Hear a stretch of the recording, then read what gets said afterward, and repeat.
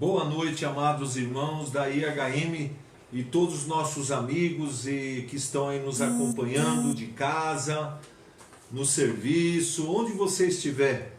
Quero dizer para você que é uma satisfação poder estar levando até você a palavra de Deus, uma mensagem do coração de Deus para o teu coração. E eu tenho a certeza absoluta que essa mensagem que nós vamos pregar hoje vai fazer uma grande diferença na sua vida, vai contribuir para a sua transformação, para a sua edificação e o seu despertamento espiritual. Antes de nós falarmos do tema e trazermos a mensagem, eu queria convidar você a fechar os seus olhos e nós vamos fazer uma oração a Deus. Hoje um dia único na história mundial e também na história do Brasil, toda a nação brasileira de joelhos, toda a nação do norte a sul, do leste a oeste, jejuando, clamando ao Senhor, buscando ao Senhor. E eu tenho a certeza absoluta que essas milhões de pessoas orando ao Senhor não foi em vão. Tenho certeza que algo de extraordinário Deus irá fazer, já está fazendo, mudando todo esse cenário, contrariando as expectativas dos médicos infectologistas. Eu creio que o Senhor vai reverter essa situação e onde parecia uma maldição vai se tornar bênção, onde parecia uma derrota vai vir uma grande vitória e um grande reavivamento espiritual vai vir sobre a nossa nação, sobre o mundo, pregação do Evangelho, salvação de vidas, e o Senhor vai alcançar milhões de pessoas. Feche os seus olhos um pouquinho. Pai celestial, Pai glorioso, Pai bendito, nessa noite de domingo, eu quero aqui te agradecer, Pai, pelo dom da vida, te agradecer pelo ar que respiramos, te agradecer pela nossa saúde, te agradecer pela nossa salvação em Cristo, te agradecer pelo teu amor infinito que foi derramado nos nossos corações, te agradecer pelo teu Espírito que habita em nós e te agradecer pela rica oportunidade que nós temos através da tecnologia, da internet, estarmos conectados juntos e aprendermos um pouco mais acerca da tua palavra. Abençoe a todas as pessoas que estão nos assistindo, que elas sejam poderosamente abençoadas, transformadas pelo poder da sua palavra. A tua palavra é viva, tua palavra é eficaz. E eu peço ao glorioso Mestre, Espírito Santo, que abra os olhos espirituais de todos, que dê revelação da palavra, entendimento, compreensão destas verdades, e que a tua palavra venha operar a edificação da fé, a salvação da alma e a transformação do nosso ser. Nós oramos, desde já te agradecendo, em nome de Jesus, amém e amém. Glória a Deus. Eu queria, nesse momento, dizer para você que o tema dessa mensagem é bastante oportuno para o contexto atual, para o momento atual. O tema é discernindo a nossa geração. Esse tema ele tem a ver com as palavras proféticas do Senhor Jesus a respeito dos últimos tempos, escatológica. É o estudo dos últimos tempos, das últimas profecias que ainda faltam se cumprir nesse mundo. Mais precisamente com base em Mateus 16, do 1 ao 4. Mas antes da gente ler Mateus 16, dos versículos 1 ao 4, eu queria pedir para você abrir a tua Bíblia na segunda carta de Pedro, no capítulo 1, dos versículos 19 ao 21. O apóstolo Pedro diz assim: temos assim tanto mais confirmada a palavra profética, e fazeis bem em atendê-la, como uma candeia que brilha em lugar tenebroso, até que o dia clareie e a estrela da alva nasça em vossos corações, sabendo primeiramente isto, que nenhuma profecia da Escritura provém de particular elucidação, porque nunca, jamais qualquer profecia foi dada por vontade humana. Entretanto, homens santos falaram da parte de Deus, movidos ou inspirados pelo Espírito Santo. Então veja bem que o apóstolo Pedro está nos exortando a prestar o máximo de atenção para as palavras proféticas que foram ditas, escritas, proferidas por homens de Deus, homens movidos e inspirados pelo Espírito Santo, a fim de nos alertar para o acontecimento dos últimos tempos, o cumprimento profético. E nós precisamos atentar para essas palavras proféticas. E em João 16:13, o Senhor Jesus disse que quando o Espírito Santo, o Espírito da verdade, viesse, ele nos guiaria a toda a verdade e nos falaria acerca das coisas que estão por acontecer. Uma das funções do Espírito Santo é alertar a igreja acerca das palavras proféticas, revelar a nós as coisas que ainda irão acontecer e que estão prestes a acontecer. Nós estamos vivendo nos últimos tempos, os tempos de dores, contrações, quando a mulher grávida está sentindo as últimas contrações para o nascimento do filho. Nós estamos vivendo nesses tempos de dores, né? E uma das coisas que nós precisamos aprender, e eu gostaria nesse momento que você abrisse a tua Bíblia comigo em Mateus capítulo 24. Mateus 24, nós vamos ler vários versículos desse capítulo tão importante, porque os capítulos 24 e 25, Jesus fala acerca da escatologia, do estudo das profecias dos últimos tempos. E eu gostaria de ler com você. Abra aí a tua Bíblia comigo, onde você estiver, e nós vamos estar lendo aqui. Ele diz o seguinte, Mateus 24, no comecinho, nos primeiros versículos, os discípulos mostraram para Jesus aquele magnífico templo construído por Herodes, né? E Jesus disse assim no versículo 2, não vedes tudo isso? Em verdade eu vos digo, que não ficará aqui pedra sobre pedra que não seja derribada. Então, lá no Monte das Oliveiras, em particular, os discípulos perguntaram para Jesus, Senhor, dize-nos quando sucederão essas coisas e que sinal haverá da vinda e da consumação dos séculos. Então eles perguntaram para Jesus, quais são os sinais que antecedem a consumação dos séculos e a segunda vinda de Cristo, que é chamado na Bíblia de o dia do Senhor. Aí a partir do versículo 4 Jesus diz, vede que ninguém vos engane, porque virão muitos em meu nome, dizendo, eu sou o Cristo, e enganarão a muitos. Certamente ouvireis falar de guerras e rumores de guerras. Vede, não vos assusteis, porque é necessário assim acontecer, mas ainda não é o fim. E também se levantarão nação contra nação, reino contra reino. Haverá fomes, terremotos, em Lucas diz, grandes epidemias, pragas. Porém, tudo isso é o princípio das dores. Também vocês serão atribulados e vos matarão. Vocês serão odiados de todas as nações por causa do meu nome. Nesse tempo, muitos hão de se escandalizar, trair e odiar uns aos outros. Levantar-se-ão muitos falsos profetas e enganarão a muitos. E por se multiplicar o pecado, a iniquidade, o amor de quase todos irá se esfriar.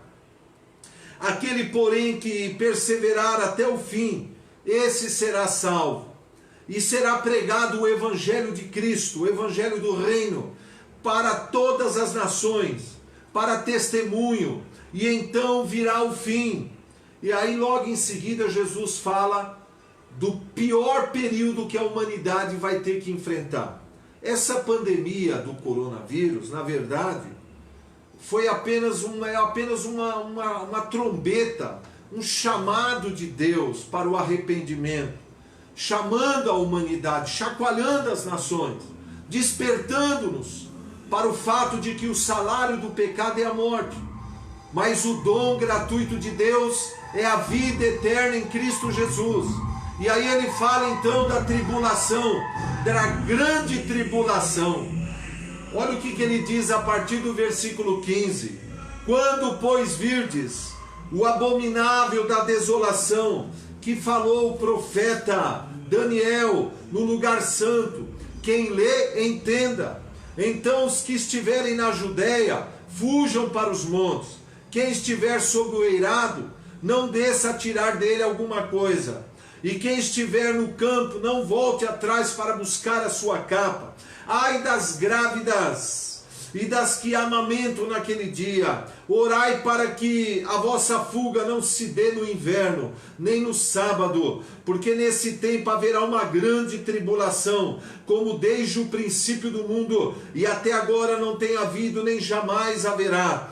E se não tivessem aqueles dias sido abreviados, ninguém seria salvo, mas por causa dos escolhidos, tais dias serão abreviados. Então, se alguém vos disser, eis aqui o Cristo, ou ei-lo ali, não acrediteis, porque surgirão falsos cristos, falsos profetas, operando grandes sinais e prodígios para enganar, se possível, até os próprios eleitos.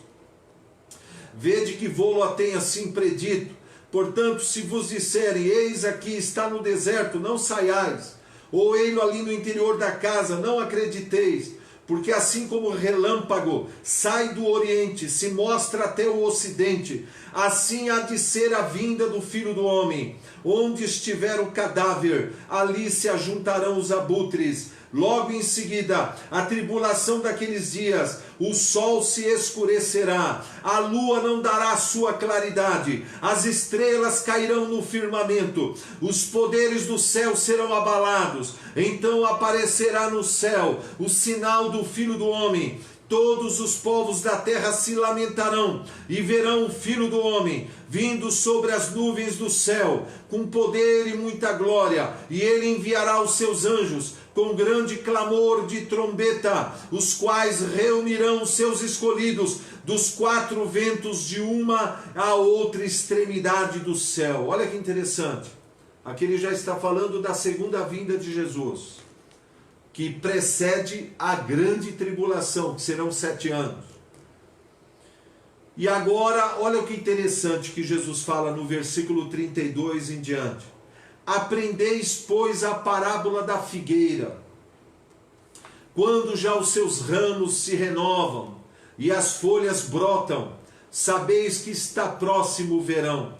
E assim também vós, quando virdes todas essas coisas, sabeis que está próximo às portas. Em verdade eu vos digo, que não passará esta geração sem que tudo isso aconteça. Passará o céu e a terra, porém as minhas palavras não passarão.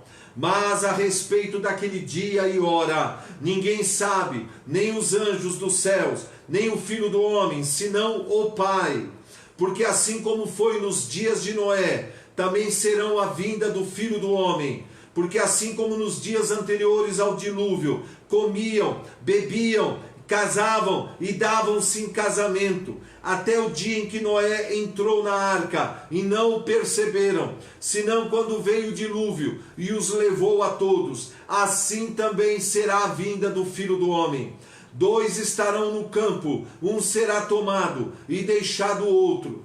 2 estarão trabalhando no moinho, uma será tomada e deixada a outra. Portanto, vigiai, porque não sabeis em que dia vem o vosso Senhor. Mas considerai isto: se o pai de família soubesse a que hora viria o ladrão, vigiaria, e não deixaria que fosse arrombada a sua casa. Por isso ficai também vós apercebidos, porque a hora em que não cuidais, o Filho do Homem virá. Olha que interessante.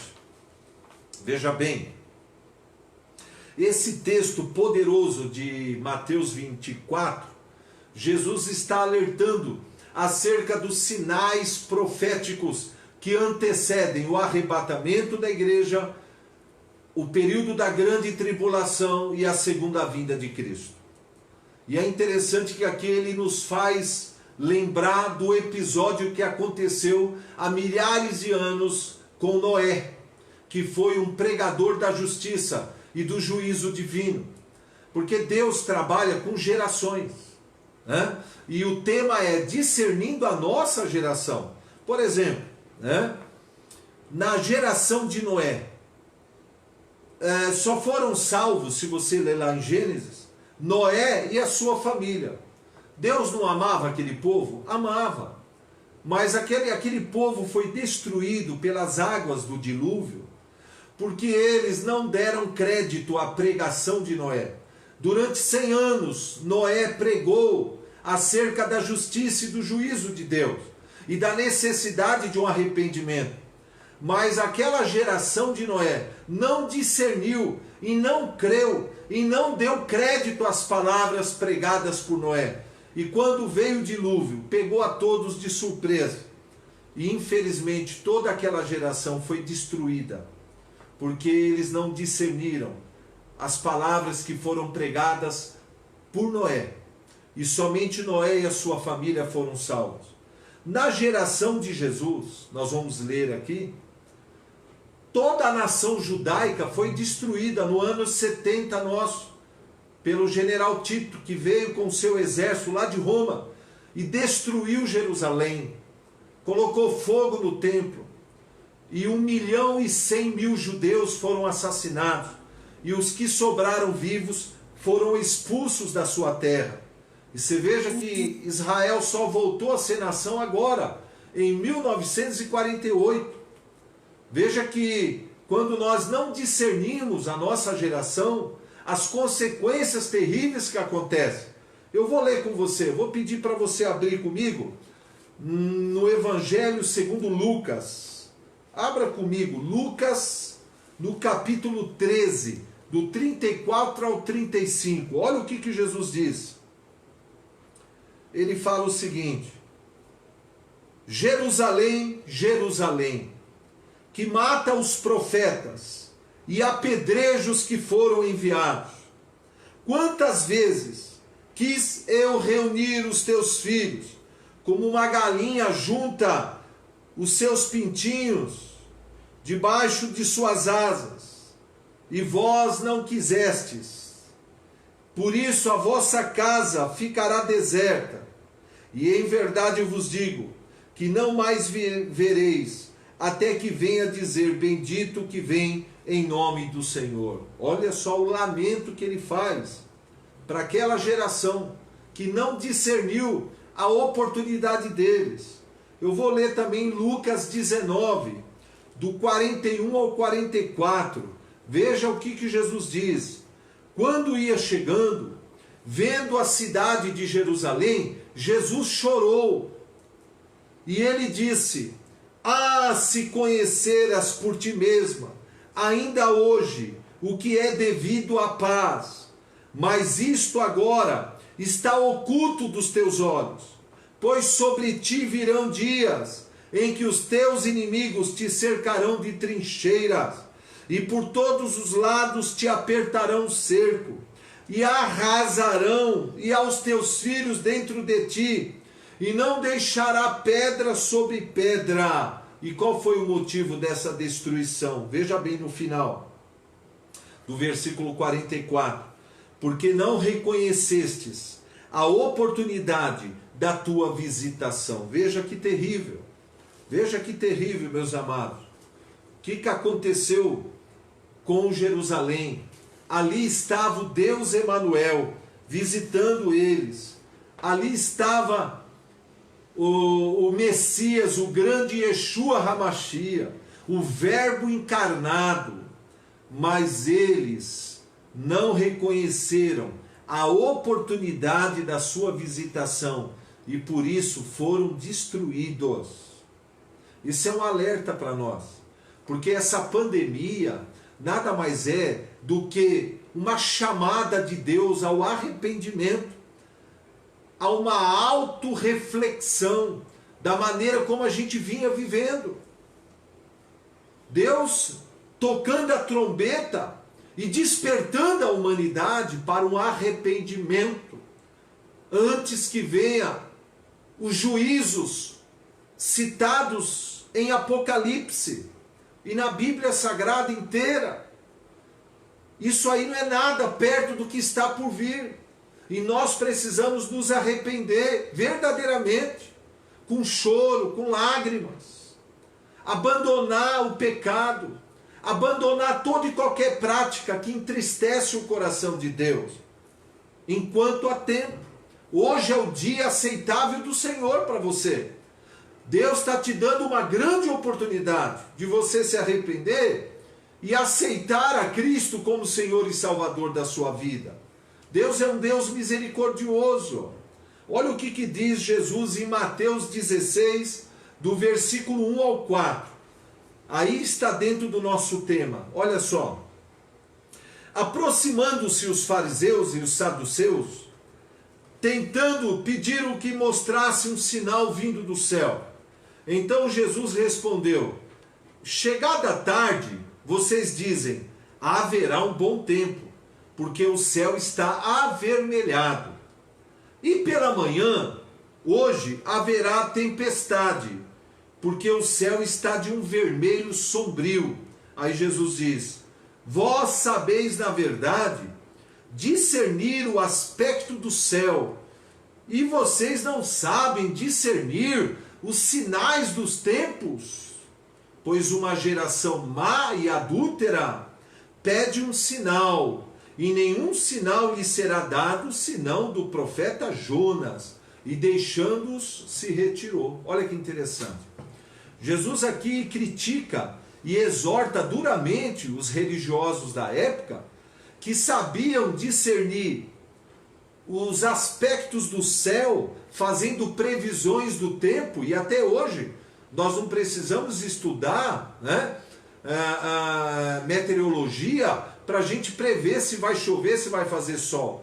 Basta olhar o aspecto do céu. E Jesus está dizendo: vocês sabem discernir o aspecto do céu para saber se vai fazer sol ou chuva, e vocês não sabem discernir os sinais dos tempos. Por isso que nós precisamos conhecer as Escrituras, conhecer as palavras proféticas proferidas pelos profetas do Velho Testamento, pelos apóstolos e pelo Senhor Jesus. E o Espírito Santo nos faz lembrar e nos alerta acerca dos sinais proféticos. Nós estamos vivendo na geração do arrebatamento. Nós estamos vivendo na geração que vai prever e vai vivenciar o começo das dores de parto, até que venha o resgate da igreja, da noiva de Cristo. Quem viveu na época de Noé, viveu na geração do dilúvio. Quem viveu na época de Jesus, viveu na geração do Verbo encarnado, do Yeshua Hamashia, do Deus Emanuel. E todas essas pessoas perderam uma grande chance, uma grande oportunidade de serem salvas, de serem redimidas. Tudo porque não discerniram os sinais proféticos e nem aproveitaram a oportunidade da visitação. Esse é um alerta para nós, né? Então, a primeira coisa que nós precisamos conhecer, o cronograma dos próximos acontecimentos proféticos. Deus tem um cronograma, uma ordem de acontecimentos, porque Deus é o Senhor da história, Ele é o autor da história, é Ele que comanda a história. E tudo vai acontecer conforme Ele determinou, conforme Ele planejou. Os homens são apenas peças desse tabuleiro. São apenas pessoas que participam desse filme, dessa história. Mas quem comanda tudo é o Deus Todo-Poderoso, é o grande El Shaddai. É Ele que comanda a história. E já está pré-determinado como vai ser as coisas. Agora, em de que lado nós vamos estar quando as coisas acontecerem? Aí depende da nossa escolha, da nossa decisão. Deus tem um cronograma, eu gostaria de compartilhar com você. Quando a gente está em comunhão com o Espírito Santo, quando a gente anda em intimidade com o Espírito Santo, na prática da oração em línguas, da meditação e da adoração pessoal, o Espírito Santo vai estar sempre nos alertando a respeito dos sinais proféticos, tocando a trombeta no nosso coração, alertando o nosso espírito acerca dos próximos acontecimentos, dentro de um cronograma estabelecido por Deus. O primeiro acontecimento que Deus vai enviar na terra, e vai começar agora, um grande avivamento espiritual mundial, antes do arrebatamento. Se você ler 2 Crônicas, capítulo 7, do 14 ao 16, ele está chamando o povo para o arrependimento. Ele está chamando o povo para a oração. Ele disse: se o meu povo, que se chama pelo meu nome, se humilhar, orar, jejuar, me buscar, se converter dos seus maus caminhos, eu virei do alto céus, sararei a vossa terra, perdoarei os vossos pecados. E é isso que o Senhor vai fazer. Veja que hoje o Brasil inteiro parou para jejuar, para buscar o Senhor. Cristãos do norte ao sul, do leste ao oeste, buscando ao Senhor. E eu creio que em outras nações está acontecendo a mesma coisa. O povo está se voltando a Deus. Essa pandemia veio para chacoalhar as pessoas, despertar o povo, para que a gente possa rever nossas prioridades, rever nossos valores. Do que adianta dinheiro se você não pode sair de dentro de casa? Que adianta poder, dinheiro, se o vírus está atingindo pessoas poderosas, pessoas milionárias, príncipes, pessoas da alta? Não é só o pobre. Essa é a justiça divina. Então, o Senhor vai trazer um grande avivamento espiritual, como está prometido em Joel 2, dos versículos 28 e 32, e há de ser que nos últimos dias derramarei do meu espírito sobre toda a carne. E o Senhor vai cumprir essa promessa, e um grande avivamento espiritual vai ser derramado na nossa nação, vai ser derramado na nossa América do Sul, América Central, América do Norte, na Europa, na Ásia, na Oceania, na África, nas ilhas. O Senhor vai alcançar as pessoas com grande avivamento. E por que esse avivamento? É um ato de misericórdia, para preparar as pessoas para a pregação do Evangelho. Depois desse avivamento, como consequência desse avivamento, a igreja vai acordar, a igreja vai despertar para praticar as missões mundiais. Porque essa é a função primária da igreja: ir por todo o mundo e pregar o Evangelho a toda criatura, fazendo discípulo em todas as nações. As igrejas estavam muito fechadas dentro dos seus prédios. As igrejas estavam virando clubes, reuniões sociais, ajuntamento de pessoas sem propósito, apenas para buscar seus próprios interesses. E Salomão diz que aquele que busca o seu próprio interesse insurge-se contra a verdadeira sabedoria. Nós não fomos salvos para buscar nossos interesses. Nós fomos salvos para pregar o Evangelho, para levar a mensagem de salvação nos quatro cantos da terra, para que haja a última colheita de almas. Como consequência do avivamento, a igreja vai despertar para missões. Vai se levantar missionários, evangelistas, pastores, e o Evangelho vai se espalhar de uma forma poderosa. Já está acontecendo isso, mas agora vai haver uma explosão de evangelização como consequência desse avivamento. E o Brasil vai ser um dos principais celeiros de missionários mundiais enviados. Acredite nisso. Milhares de brasileiros serão enviados para as nações, para levar as boas novas da salvação, para nos levar à pregação do Evangelho, para que haja a última colheita de almas. Jesus fala disso em Marcos 24:15. O Evangelho do Reino será pregado em todas as nações, e então virá o fim. Então essa pregação, ela vai alcançar pessoas em muitos países, porque o apóstolo Paulo diz: todo aquele que invocar o nome do Senhor será salvo. Mas como as pessoas vão invocar se elas não crêem? Como elas vão crer no Evangelho se elas não conhecem o Evangelho? Como elas vão conhecer o Evangelho se não há quem pregue o Evangelho? E como pregarão se os missionários não forem enviados pelas igrejas? Por isso que a Bíblia diz: ó, quão formosos são os pés dos que anunciam as boas novas da salvação. Veja bem, e o terceiro acontecimento em sequência, dentro desse cronograma divino, vai se levantar uma perseguição contra a igreja, que é o comecinho das dores. Isso já está acontecendo em diversas nações, na China, no Irã, em muitas nações. Graças a Deus, aqui no Brasil, nós temos na nossa Constituição liberdade de culto, liberdade de expressão da nossa fé. Deus abençoe que mantenha isso. Mas em muitas nações, se te pegarem com uma Bíblia, você é preso ou até morto. Mas vai intensificar essa perseguição, né? E é o começo das dores, que a Bíblia fala aqui em Mateus 24, do 9 ao 10 e do 15 ao 31. Né? Vai se intensificar. Os santos serão perseguidos por causa do Evangelho, por causa da pregação do Evangelho. Agora, quando essas dores, contrações, dores de parto, elas aumentarem um pouco, aí vai vir acontecer o que nós falamos da nossa geração, o arrebatamento da igreja.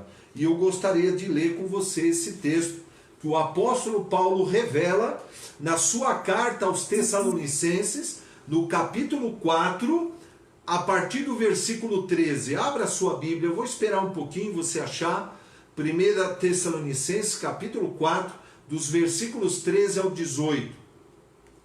Paulo diz assim: não queremos, porém, irmãos, que sejais ignorantes com respeito aos que dormem, para não vos entristecerdes como os demais que não têm esperança.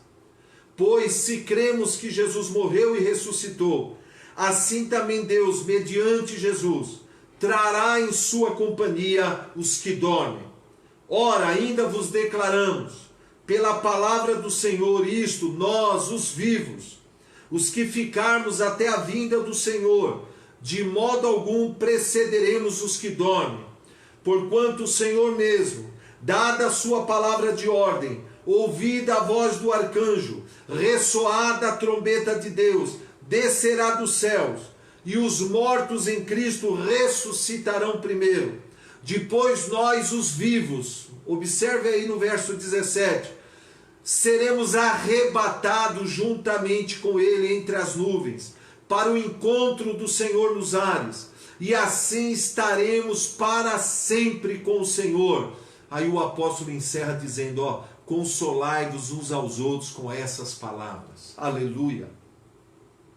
Antes da segunda vinda de Cristo, e é importante entender, arrebatamento é um acontecimento, e a segunda vinda é outro acontecimento, são coisas distintas.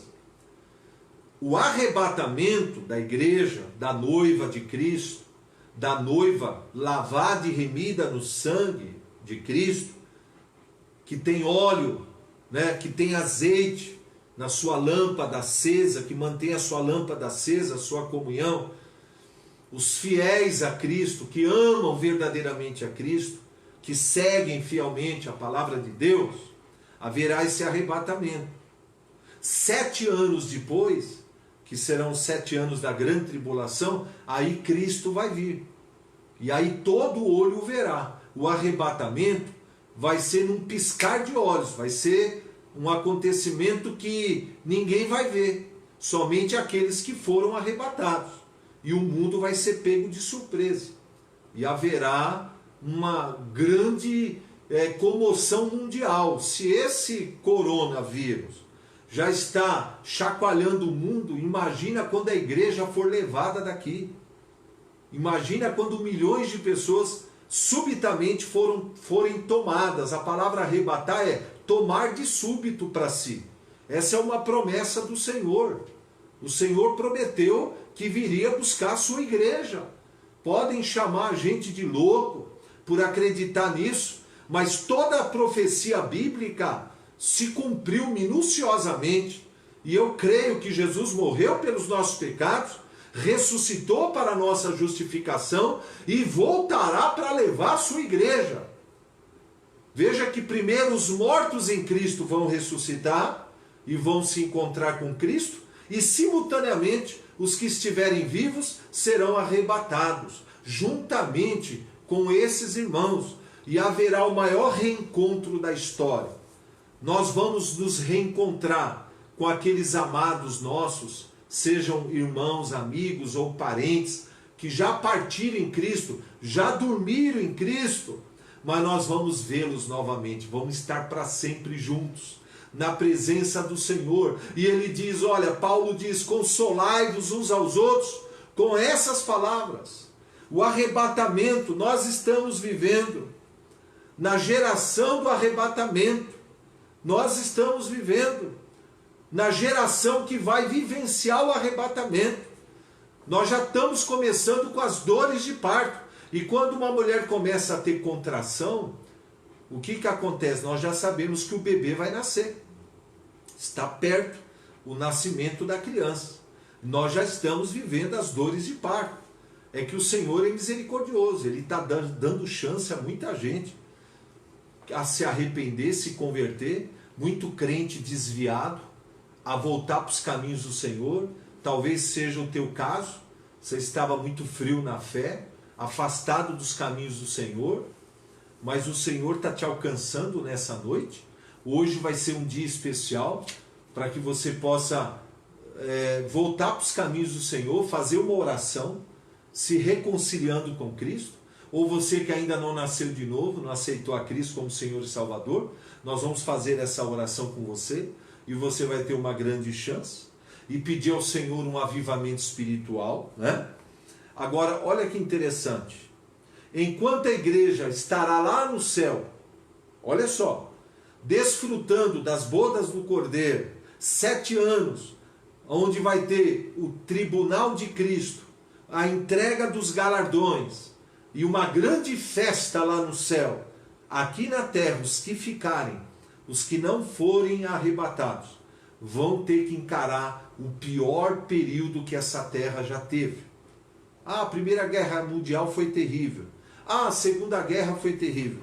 Você não faz ideia o que vai acontecer no período da grande tribulação. Inclusive o apóstolo Pedro e Daniel e outros profetas deixam claro que haverá uma terceira guerra mundial. E vai ser uma guerra nuclear.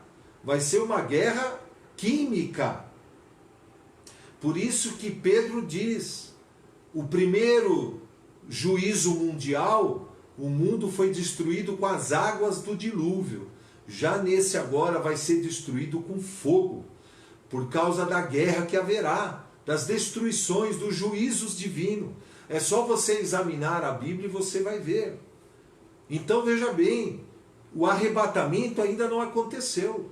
Então há tempo para você se converter, há tempo para você pedir perdão para Deus dos seus pecados, da vida que você tem levado, e aceitar a salvação que Cristo oferece gratuitamente pela fé nele, confessando com a tua boca e crendo com o teu coração que Jesus é o teu único e suficiente Senhor e Salvador. Veja que Deus, ele ama tanto a humanidade, né, que ele está dando esses alertas. E a respeito desses juízos divinos, você pode ler em Apocalipse capítulo 6, 7, 8, 9, 10, até o capítulo 16. Dos capítulos 6 até o capítulo 16. Você vai ver lá os juízos de Deus, os 7 selos, as 7 trombetas, né? Os 7 ais. E se você ler ali, você vai ver o que vai acontecer com essa terra. Porque as pessoas, ao invés de se arrependerem, elas continuam multiplicando as suas iniquidades, seus pecados. E essa pandemia é um ato de misericórdia de Deus, Deus permitindo, para chamar a nossa atenção para o arrependimento, para o quebrantamento, para que todos possam se achegar a Deus e refletir acerca dos seus valores, das suas prioridades, da vida que tem levado, e pedir perdão a Deus e aceitar o convite que Cristo faz. O convite é: vinde a mim, você que está cansado, oprimido, sobrecarregado, e vinde a mim, entrega a sua vida a mim, você vai encontrar descanso para a tua alma. Porque o meu jugo é suave, o meu fardo é leve. Jesus está te convidando: eis que estou à porta e bato. Se alguém abrir a porta do coração, eu irei, entrarei e cearei com ele dentro do seu coração. Veja que Deus está dando vários alertas. Se você abrir tua Bíblia e ler a primeira carta de Paulo, no capítulo 5 de Tessalonicenses, do versículo 1 ao 11, 1 Coríntios, capítulo 15, dos versículos 50 ao 58, e 2 Pedro, capítulo 3, dos versículos 1 ao 18, tem vários alertas ali, vários alertas. Por exemplo, primeiro alerta: que cada um aqui busque de todo o coração ao Senhor, entregando-se a uma vida de oração.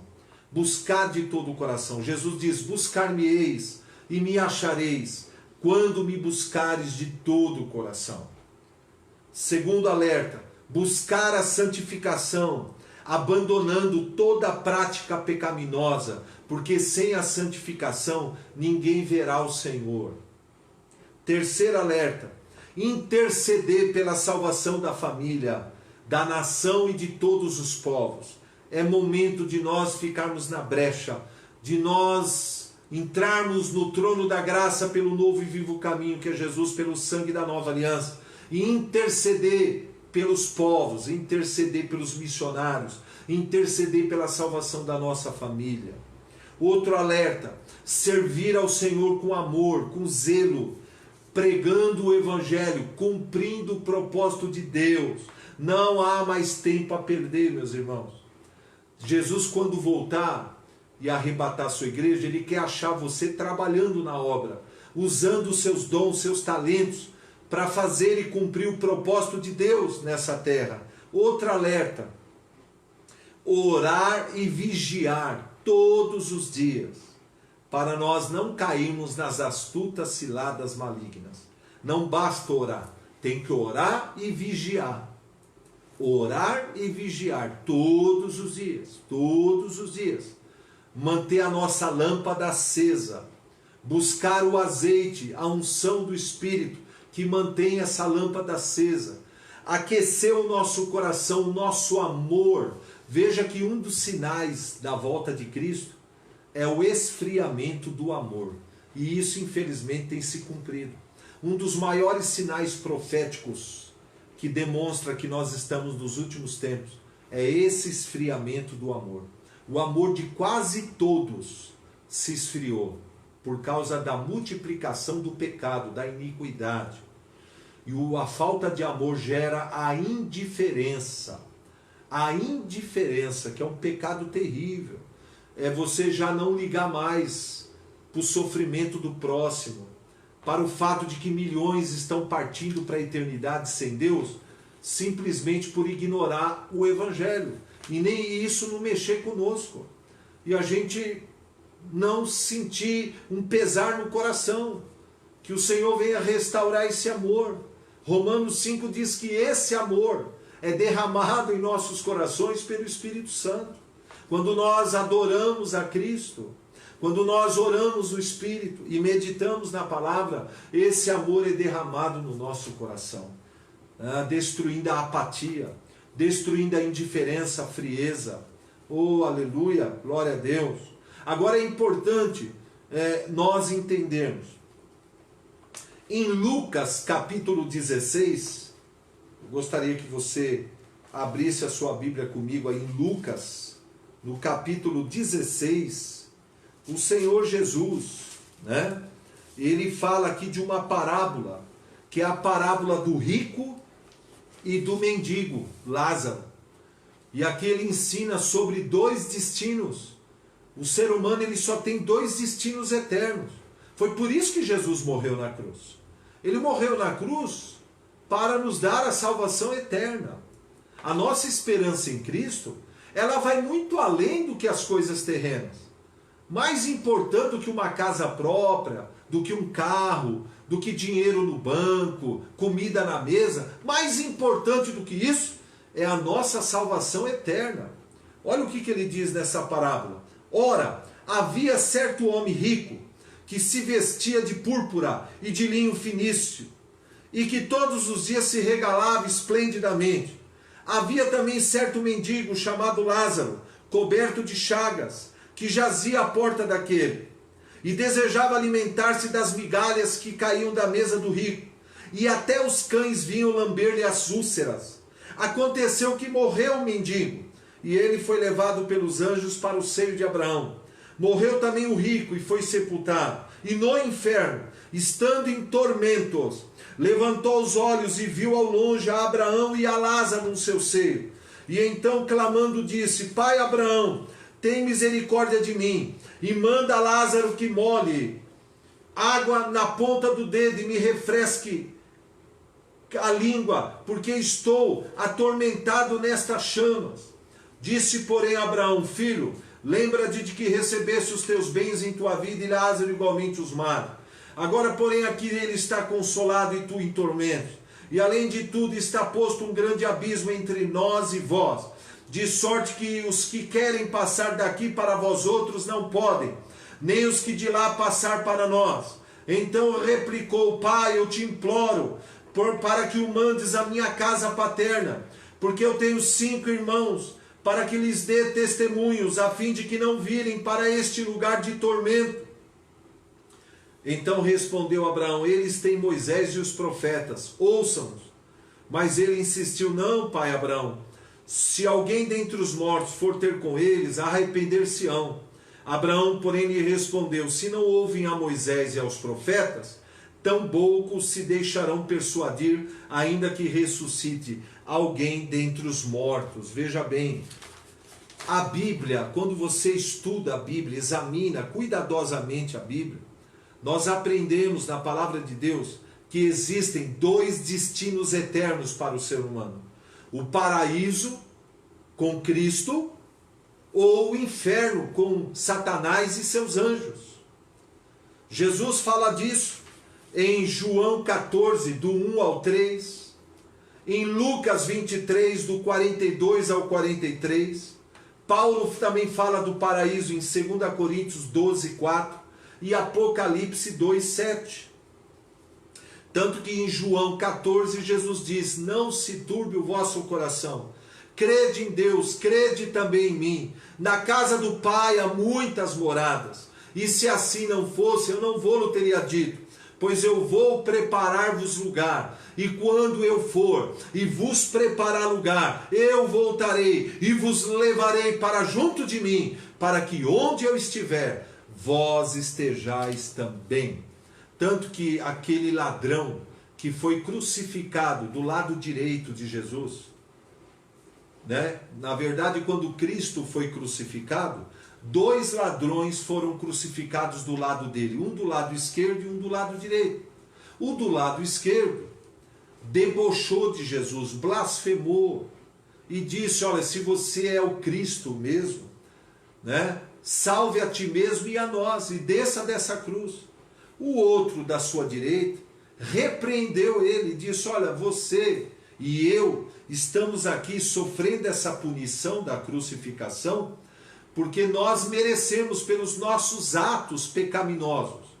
Mas este homem é inocente. E ele olhou para Jesus e conseguiu ver aquele homem desfigurado.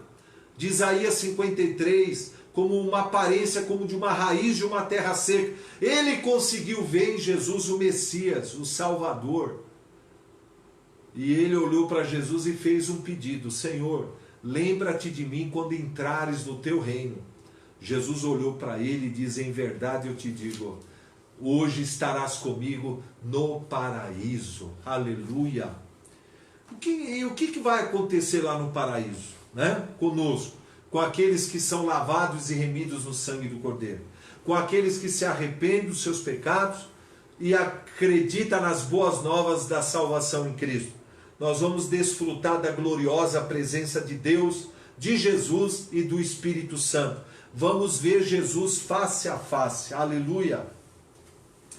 Vamos estar com corpos glorificados e incorruptíveis, livres da corrupção, da dor e das enfermidades. Aleluia!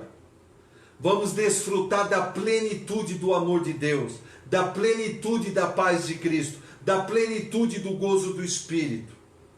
Lá haverá ausência total de Satanás e seus demônios, tentações e acusações e opressões malignas. A ausência total da mentira, do pecado e da malícia.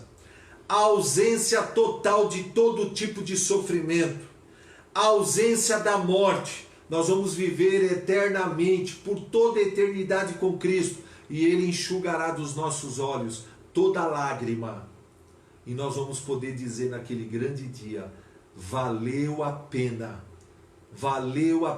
caminhar no caminho estreito, valeu a pena ser fiel a Deus, valeu a pena perseverar na fé, valeu a pena enfrentar acusações, perseguições, calúnias, desprezos, deboches, valeu a pena. Olha, não há nada que esse mundo ofereça que vale a pena trocar os prazeres desse mundo, trocar a salvação eterna pelos prazeres desse mundo. É loucura fazer isso. Por isso que o paraíso tem lugar para todos, tem lugar para você no paraíso. Jesus diz: na casa do Pai há muitas moradas, e certamente existe uma morada para você que está nos assistindo. Para isso basta você fazer uma oração simples, de arrependimento, de confissão, admitindo que você é um pecador, admitindo que não há nada que você possa fazer para prover sua própria salvação. Só Cristo pôde nos salvar com o seu sangue. A salvação é um dom gratuito de Deus, oferecido a nós através de Jesus Cristo. Ninguém é salvo porque segue uma religião. Ninguém é salvo porque dá esmola para os pobres. Ninguém é salvo porque faz indulgência, autossacrifício, autopenitência, automutilação, não, ou segue rituais religiosos. Nós somos salvos por aceitar a Cristo como Senhor e Salvador da nossa vida, por receber a graça salvadora de Jesus e reconhecer nosso estado pecaminoso e a nossa insignificância e a nossa insuficiência em relação a produzir nossa própria salvação. Agora, no céu, no paraíso, nós estaremos conscientes de quem somos, do que fizemos aqui na terra servindo ao Senhor, e seremos honrados por Jesus com a entrega das recompensas, que a Bíblia chama de galardão, para aqueles que foram fiéis, cumpriram o propósito de Deus e serviram ao Senhor. Agora, a Bíblia também fala do inferno, do lago de enxofre. Sim, a Bíblia fala. Você pode conferir nos textos de Isaías 33, versículo 14, Isaías 66, verso 2, Mateus 3,12, Mateus 3, do versículo 13 ao 42, Mateus 18, verso 8, Mateus 25, 41, Mateus 9, 44, Apocalipse 14, 10, Apocalipse 20, 10 e verso 15, Apocalipse 21, 8, 2 Tessalonicenses 1, 8, Mateus 25, 46, Mateus 14, do 42 ao 50, Mateus 20, verso 15, Mateus 25, 41, Mateus 5, 29 e Mateus 10, 28. No inferno, o terrível do inferno, que lá no inferno e depois no lago de enxofre ardente. Haverá uma separação eterna de Deus, sem chance de reconciliação. O corpo e a alma sofrerá a punição e o tormento do lago de enxofre. E a alma vai sofrer todos os tipos de tormentos por toda a eternidade, sendo atormentado por Satanás e seus demônios. E lá haverá ausência total da presença de Deus, ausência total do amor, da paz, da alegria. No inferno, no lago de enxofre, a pessoa também vai estar consciente de quem é, do que fez para merecer a punição, sofrendo por toda a eternidade a vergonha do pecado. Veja que existem dois destinos eternos: o céu, o paraíso com Cristo, e o inferno, o lago de enxofre, sem Deus, banido para sempre da presença de Deus. Agora, o que determina para onde uma pessoa vai quando ela morre? É a religião que ela segue? Não. São as boas obras? Não. São as indulgências? Não. Automutilação? Também não. Seguir rituais religiosos? Também não. O fator determinante para determinar para onde você vai quando você morrer, quando você partir, ou se você vai subir ou não no arrebatamento, é você se arrepender dos seus pecados, é você entregar sua vida a Cristo e fazer uma oração.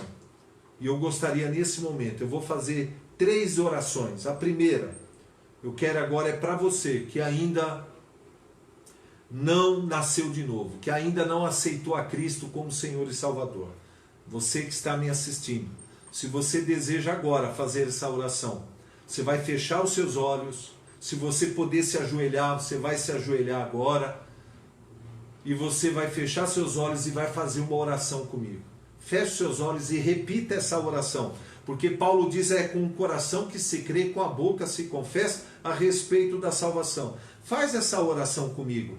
Feche os seus olhos. Diga assim comigo: Senhor Jesus, nessa noite, eu te agradeço pela rica oportunidade de ouvir acerca das boas novas da salvação em Cristo Jesus.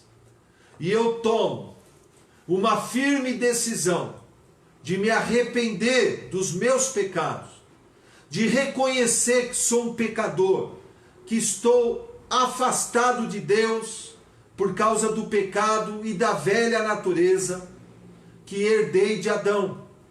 E eu faço a escolha de me arrepender e aceitar a Cristo como o único e suficiente Senhor e Salvador da minha vida. Eu aceito a Cristo como meu Salvador, como meu Senhor. Eu recebo pela fé a salvação em Cristo Jesus, pois Ele morreu pelos meus pecados e ressuscitou para minha justificação. Recebo pela fé um novo coração, a vida de Deus, a natureza de Deus. E eu convido agora, Espírito Santo, venha morar no meu coração e me dê um novo nascimento. Senhor Jesus, eu te aceito como meu único e suficiente Senhor e Salvador da minha vida. Escreve o meu nome no livro da vida, Senhor. E eu faço a escolha, a partir de hoje, de ser um discípulo de Cristo e seguir a Cristo todos os dias da minha vida. Em nome de Jesus. Amém e amém. Glória a Deus. Eu tenho certeza que você vai perceber a diferença agora, porque o novo nascimento é um milagre instantâneo. É o maior milagre que Deus pode fazer na vida de um ser humano. E eu tenho certeza, receba aí a vida de Deus, a natureza de Deus no seu coração. Receba a habitação do Espírito Santo no teu espírito. A paz dele, o amor dele, a nova natureza e o nome no livro da vida. Agora eu me dirijo a você que estava desviado dos caminhos do Senhor. Estava frio na fé, afastado da comunhão da igreja. Hoje também é um dia de você se reconciliar com o Senhor. E se você deseja fazer essa oração comigo, porque a Bíblia diz: até 7 vezes cairá o justo, mas o Senhor o levantará. O Senhor é um Deus amoroso, misericordioso. Deus não esqueceu de você, Deus te ama.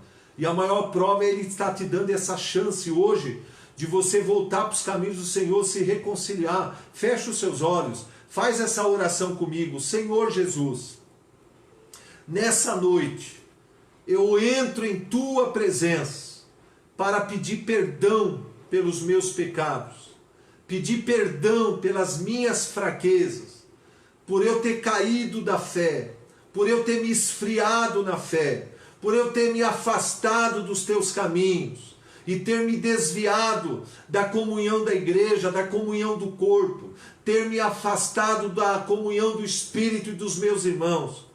Mas nessa noite eu te peço perdão, Senhor, pelos meus pecados, te peço perdão pelas minhas fraquezas e recebo do Senhor a Tua restauração, o Teu reavivamento na minha vida. E eu me reconcilio com o Senhor, Pai. Eu me reconcilio contigo, Cristo, meu Salvador querido, meu Messias, minha justiça, minha paz, minha santificação.